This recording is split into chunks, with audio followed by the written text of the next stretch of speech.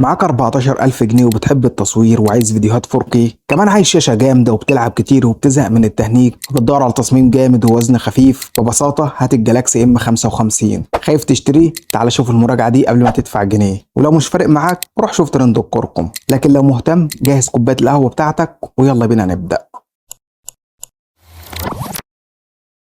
قبل ما نبدأ خلينا نسأل الأسئلة المهمة. هل الموبايل ده أحسن جهاز لحد 16000 جنيه؟ طيب وبيتفوق فعلا على الاي 36 ولا لا؟ طيب لو الكلام ده حقيقي وفعلا بيتفوق على الاي 36، هل ده معناه ان اللي جاب الاي 36 لبس؟ وكمان هل هو تليفون مثالي ولا فيه عيوب لازم تخلي بالك منها؟ حلو كده، هي دي الأسئلة المهمة، تعالوا بقى نجاوب عليها ونفصص الموبايل ده حتة حتة. خلينا نبدأ بأول حاجة هتلاحظها في الموبايل أول ما تمسكه في إيدك: الشكل والملمس والانطباع العام. الجالاكسي ام 55 جايب تصميم بسيط وله طابع خاص مش بيقلد أي موبايل تاني، وده مهم جدا لأنك كمستخدم عايز تشتري موبايل له شخصية في التصميم، مش مجرد كوبي بيست من أي موبايل تاني أغلى. الموبايل بالكامل مصنوع من البلاستيك المصنفر، وده له مميزات وعيوب. من ناحية المميزات، البلاستيك المصنفر ما بيلمش بصمات بسهولة، كمان خفيف الوزن جدا مقارنة بحجمه 180 جرام، وده أخف ب 20 جرام من الجالاكسي اي 36 اللي وزنه 200 جرام تقريبا. من ناحية العيوب، الموبايل ما فيهوش أي إحساس بالفخامة اللي بتبقى موجودة في الظهر الإزاز، خصوصا لو قارنته بالاي 36 اللي بيجي بظهر زجاجي. كمان البلاستيك عموما بيخلي الموبايل أكتر عرضة للخدوش على المدى الطويل، خصوصا لو مش مركب جراب. بالنسبة للتصميم العام، بيدي راحة في المسكة وسهولة في الاستخدام حتى لو شاشته كبيرة، وده بيخليه مناسب لأي شخص بيحب الموبايلات الكبيرة بس مش عايز وزن تقيل. الخلاصة، لو بتدور على جهاز خفيف شيك مريح في الإيد وعملي في الاستخدام اليومي، فالجالاكسي ام 55 هيعجبك جدا. بس لو انت من الناس اللي بتدور على الخامات الفخمة اللي هم الظهر الإزاز والفريم المعدن، الجهاز هنا مش هيعجبك قوي في النقطة دي. نيجي بقى للشاشة، ودي واحدة من أقوى الحاجات اللي بيتفوق فيها الجهاز، وتقدر تعتبرها من أفضل الشاشات في الفئة السعرية بدون منافس. الشاشة من نوع سوبر أموليد بحجم 6.7 بوصة، ودقة فول اتش دي بلس، يعني 393 بكسل لكل انش، ومعدل التحديث 120 هرتز. كمان نسبة استحواذ الشاشة على الواجهة حوالي 86% و4، يعني الشاشة دي حرفيا بتقدم تجربة ممتازة. الألوان مشبعة وغنية جدا كعادة شاشات سامسونج، فهتستمتع بمشاهدة الفيديوهات أو حتى في الألعاب. والسطوع مقبول وكويس جدا، بيوصل تقريبا لحد 1000 شمعة. بس العيب اللي لازم نقف عنده هو إن معدل الوميض منخفض نوعا ما، يعني حوالي 480 هرتز. ده معناه إن بعض الناس اللي عينيها حساسة ممكن تلاحظ وجع في العين أو إجهاد بعد الاستخدام الطويل في إضاءة منخفضة، وخصوصا لو السطوع قليل. لكن لو أنت مش حساس للشاشات البي واي ام ومش بتتضايق من الفليكر العالي، غالبا مش هتحس بأي مشكلة. الفليكر ده اللي هو رعشة في الإضاءة بتاعت الشاشة لما توطي السطوع على الآخر. كمان مفيش تأكيد رسمي عن نوع طبقة الحماية، لكن غالبا هتكون من نوع جوريلا جلاس الجيل الثالث. فنصيحة: ركب سكرينة محترمة من أول يوم تمسك فيه الجهاز.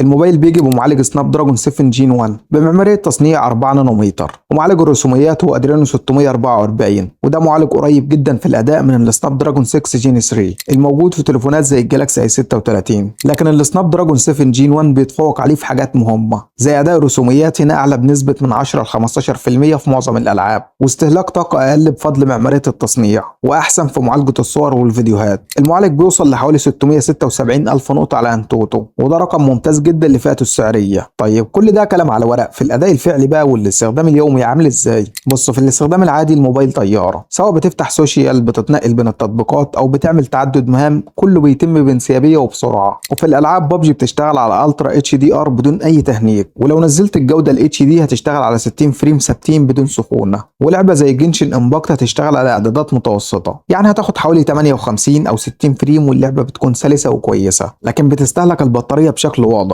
وبتحس بشويه سخونه بعد 20 دقيقه لعب. ومن نقطه السخونه نروح على نظام التبريد. الجهاز فيه نظام تبريد مقبول لكنه مش الافضل. بعد حوالي 25 دقيقه لعب مكثف بيبدا يسخن سنه بسيطه، هو مش لدرجه مزعجه لكن هتحس بيها. التليفون بيجي بواجهه ون يو اي 6.1 مبنيه على اندرويد 14. الواجهه خفيفه وسلسه وما فيهاش اعلانات خالص، وده عكس شركات تاني زي شاومي وانفينكس. كمان سامسونج وعدت ب4 سنين تحديثات اندرويد و5 سنين تحديثات امان، وطبعا دي ميزه قويه جدا وممتازه. التليفون بينزل بنسختين: اول نسخه 8 جيجا رام و128 جيجا مساحه داخليه، وتاني نسخه 8 جيجا رام و256 جيجا مساحه داخليه. ونوع الذاكره هو يو اف اس 3.1، ودي مش الاسرع لكنها كافيه جدا. كمان المميز هنا ان في رام اضافي لحد 8 جيجا، يعني الموبايل بيكون معاك فعليا كأنه 16 جيجا رام، وده بيحسن تجربة التنقل بين التطبيقات المفتوحة من غير ما ترجع تحمل تاني. بس للأسف مش بيدعم كارت ميموري خارجي. الخلاصة لو بتدور على أفضل أداء تحت ال 16000 جنيه، ده واحد من أقوى الأجهزة،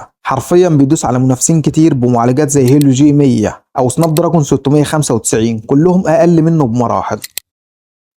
ندخل بقى على نقطة ناس كتير بتسأل عنها، وهي الكاميرات. وهنا الموبايل بيقدم لك كاميرا خلفية أساسية بدقة 50 ميجا بكسل بفتح عدسة 1.8، وبتدعم التثبيت البصري وال HDR والتصوير الليلي وتحسين الصور بالذكاء الاصطناعي. أداء الكاميرا الأساسية ممتاز جدا في الإضاءة القوية، والألوان مشبعة لكن مش بشكل مبالغ فيه، كمان التفاصيل واضحة ومظبوطة. بس في الإضاءة الضعيفة الصور أحيانا بتطلع فيها نيوز. والكاميرا التانية الترا وايد بدقة 8 ميجا بكسل، أدائها كويس جدا في النهار، بس بالليل الجودة بتنزل جامد، يعني مقبولة لو أنت بتحب تصور لاندسكيب أو صور جماعية.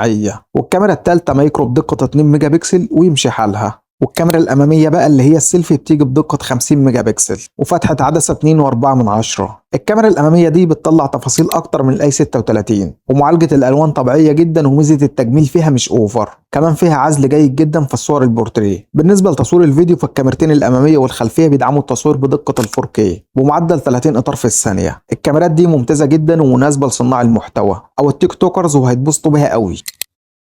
واحدة من أهم الحاجات اللي الناس بتهتم بيها في أي موبايل دلوقتي هي البطارية. يلا نشوف بطارية سامسونج M55 عاملة إيه. البطارية 5000 ملي أمبير وسرعة الشحن 45 واط، لكن للأسف الشاحن مش موجود في العلبة كعادة سامسونج، يعني اللي بتضايق منهم بسبب الحركة دي قوي. البطارية في الاستخدام الخفيف يعني سوشيال، مكالمات، واتساب، بتكمل معاك يوم ونص عادي. والاستخدام المتوسط يعني شاشة مفتوحة بيقعد حوالي 7 أو 8 ساعات، ولو استخدام تقيل وألعاب بتقعد حوالي 5 أو 6 ساعات. مستشعر البصمة هنا مدمج في زرار الباور، وأداؤه كويس لكنه مش بنفس سرعة بعض المنافسين الصينيين. والسماعات هنا ستيريو وصوتها عالي وواضح. والتليفون تقريبا بيدعم معظم المستشعرات زي ال NFC والجيروسكوب والتقارب والتسارع، وكلهم هاردوير مش سوفت. بشكل واقعي مفيش تليفون كامل، وكل جهاز له مميزاته وعيوبه. واول عيب هنا في الجهاز ده بالنسبه لي ان مفيش شاحن في العلبه، وهتضطر تشتري شاحن 45 واط كويس، وده بحوالي 700 جنيه والاصل ب 1000 جنيه، وده عيب زياده. تاني عيب خامات الجهاز بلاستيك بالكامل، صحيح تصميمه جميل وخفيف بس هو اقل من الاي 36 اللي ظهره ازاز. تالت عيب مفيش منفذ ال 3 و5 مللي بتاعت السماعات، وده ممكن يضايق الناس اللي لسه بتحب السماعات السلك. رابع عيب مفيش مقاومة ماء وغبار ولا حتى IP53، كمان مفيش طبقة حماية على الشاشة كويسة. خامس عيب معدل الوميض للشاشة منخفض. وسادس عيب بقى قطع الغيار وانتشار سلسلة الام أقل بكتير من سلسلة الاي، يعني في حالة بيع الجهاز أو صيانته ممكن تتعب شوية في بعض الأماكن.